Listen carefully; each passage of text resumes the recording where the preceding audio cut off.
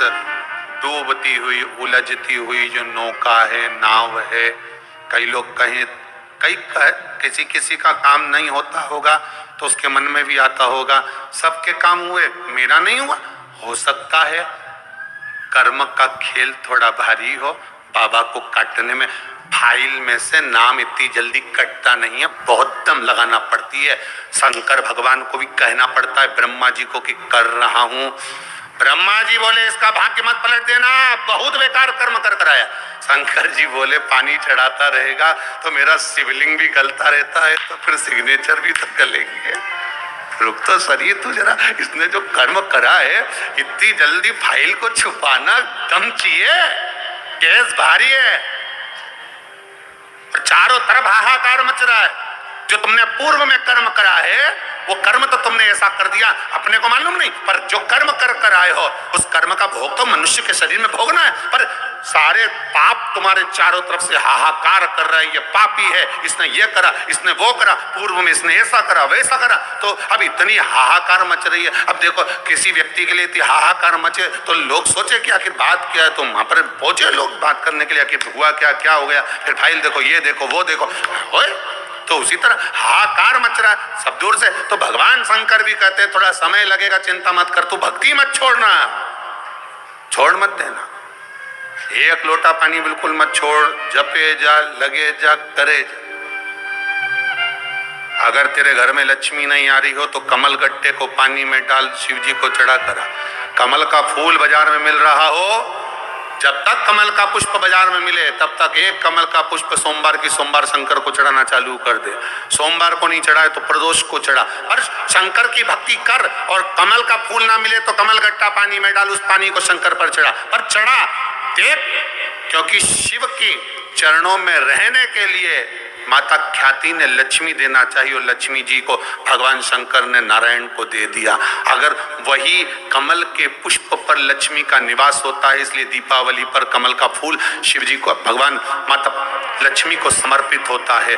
कमल का पुष्प मेरे भगवान विष्णु ने शंकर भगवान को सावन के महीने में 108 दिए थे। वो पुष्प का फल इतना मिला कि भगवान विष्णु को सुदर्शन चक्र मिल गया था। सुदर्शन चक्र किसका था? भगवान शंकर का। वो चक्र भगवान विष्णु को दिया। ले लो, तुमने कमल के फूल चढ़ाए 108, ये कमल का पुष्प चढ़ाने का फल ये है कि अपना सुदर्शन चक्र तुमको देता हूं, दुष्टों का संहार करना ये आपको देता हूं। भगवान विष्णु सुदर्शन चक्रधारी हो गए। केवल कमल का पुष्प चढ़ने से भगवान नारायण को लक्ष्मी प्राप्त हो जाती है, इसलिए लक्ष्मी जी की प्रियता कमल का पुष्प है।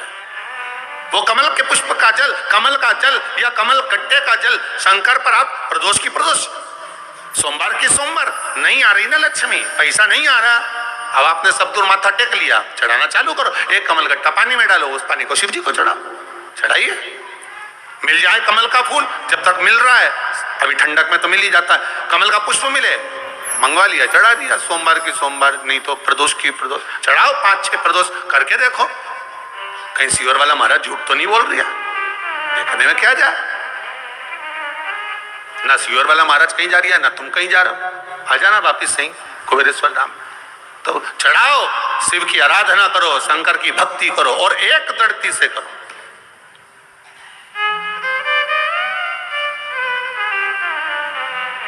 एक दड़ी होकर, मेरी प्रीत ना टूटेगी भोले भोले बाबा से, शंभू बाबा से, मेरी प्रीत ना टूटेगी भोले। कोई रोक के बताए, कोई टोक के बताए, अभी पालानी पड़ा है भोले बाबा से। भगवान शंकर की भक्ति में रहकर दृढ़ होकर शिव की आराधना में डूबो। तो हमें ऊपर की भक्ति नहीं करना है, शिव को ऊपर की भक्ति नहीं करना है। शिव को प्रिय है पुष्प में आंख का पुष्प, जो आंकड़े का पुष्प होता है शंकर को बड़ा प्रिय है। और दूसरे नंबर पर शंकर को प्रिय है शमी का पुष्प, बहुत ध्यान देना महाराज। तीसरे नंबर पर शंकर को प्रिय है महाराज सरसों का पुष्प। सरसों होती है ना, जो राई अपन बोते हैं, सरसों बोते हैं, उसमें पीले कलर का जो पुष्प लगता है, हमारा तो निवेदन रहता है जब तक सरसों आए तो प्रयास करा करो कि सरसों के 108 पुष्प शंकर भगवान पर चढ़ाना प्रारंभ कर दो। महाराज ये पक्का है कि वर्ष भर कोई बड़ी बीमारी आपको घेर नहीं सकती अगर सरसों के फूल शिव को चढ़ रहे हैं तो।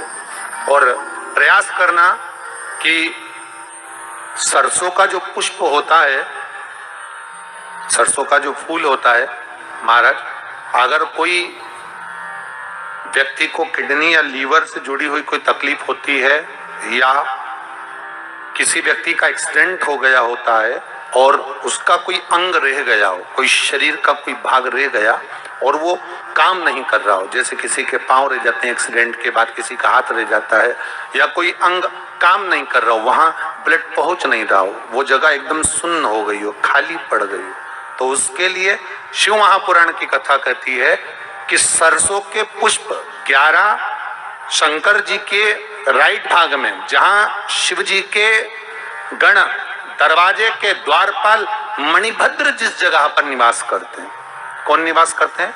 मणिभद्र। शंकर जी के दरवाजे के द्वारपाल हैं मणिभद्र जी।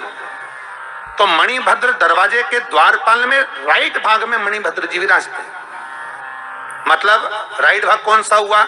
जब आप मंदिर से बाहर निकलेंगे तो राइट भाग, मंदिर में प्रवेश करेंगे जब राइट नहीं होना चाहिए, आप मंदिर से जब जाएं तो राइट भाग। मतलब आप मंदिर से राइट से जाएंगे तो शंकर जी का भी राइट हो जाएगा, क्योंकि शिव जी ऐसे बैठे हैं तो शंकर जी का भी राइट हो गया, देवता उनका भी राइट हो गया, तो राइट भाग सीधा हाथ मणिभद्र जी का स्थान। 11 सरसों के पुष्प मणिभद्र के उस द्वार पर आप रख दीजिए और मणिभद्र के द्वार पर रखकर अंदर जाकर 108 वापिस जब आप बाहर निकल रहे हैं, ये पुष्प आप रखने के बाद एक बार बाहर जाएंगे, फिर वापिस आएंगे मणिभद्र के रखने के बाद, और अंदर जाकर 108 सरसों के पुष्प शंकर को समर्पित करेंगे महाराज। उस सरसों के पुष्प जो शिव जी को आप समर्पित कर रहे हैं उसको वापस लेकर आएंगे, श्री शिवाय नमस्तुभ्यम बोलकर उस सरसों के पुष्प को महाराज सरसों के तेल की बोतल में उसको डाल लीजिए। शंकर भगवान को किसी भी प्रदोष में, शाम के समय प्रदोष काल में उस तेल को वापस ले जाकर चढ़ा दीजिए शिव जी को, उसको वापस लेकर आ जाइए। उस तेल का प्रयोग आप नाभि में डालिए और जो शरीर काम नहीं कर रहा उस स्थान पर कम से कम 15 दिन 20 दिन तक उसकी मालिश करना प्रारंभ करिए। बाबा चाहेगा तो चलाने का प्रयास कर देगा और वो अंग, वो शरीर काम करने लगेगा। मणिभद्र का स्मरण, श्री शिवाय नमस्तुभ्यम, सब बोलिए एक बार जमकर, श्री, अरे पहले बोल दिया, हमारे साथ तो बोलो, श्री शिवाय नमस्तुभ्यम। भगवान शिव के मंत्र का स्मरण करते। दो चीजों का श्रीमद वल्लभाचार्य जी ने मायावत का खंडन करा था जगन्नाथपुरी में, और श्रीमद वल्लभाचार्य जी ने कहा था एकादशी मरने के मत मत दो, एकादशी जीते जी दो। कहा था कि नहीं कहा था? जीते जी दान करिए। इसलिए जगदीश में जगन्नाथपुरी में एकादशी उल्टी लटकी हुई है। करें आपने दर्शन, जगदीश में एकादशी को उल्टा लटकाया, क्यों? क्योंकि वल्लभ ने कहा कि एकादशी जीते जी दो। कई पंडितों कहते हैं तुम्हारे दादाजी मर गए, जब 12वें का दिन होता है ना तो पंडित जी संकल्प छुड़ाते हैं, देव एकादशी, बड़े बेटे ने 5 दे दी, छोटी बहू ने 3 दे दी, उसने 2 दे दी, उसने 2 दे दी, तो क्या तुम्हारे दादाजी भिखारी थे जो तुम्हारी एकादशी लेकर जाएंगे? और तुम कौन होते हो दादाजी को एकादशी देने वाले? तुमने कौन सा इतने पुण्य कर लिए जो तुमने एकादशी दे दी?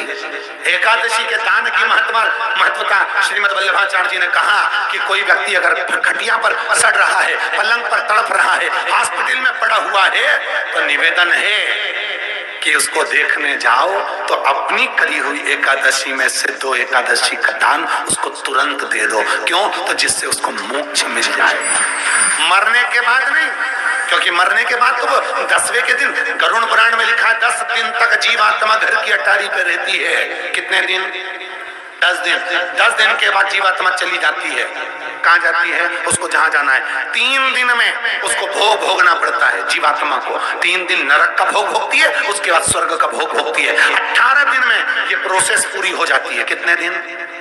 18 दिन। 18 दिन के बाद में उस जीवात्मा को धान के खेत में पटका जाता है। किसके खेत में? धान के, चावल के खेत में। इसलिए कहते हैं एकादशी के दिन चावल मत खाओ। कहते कि नहीं कहते?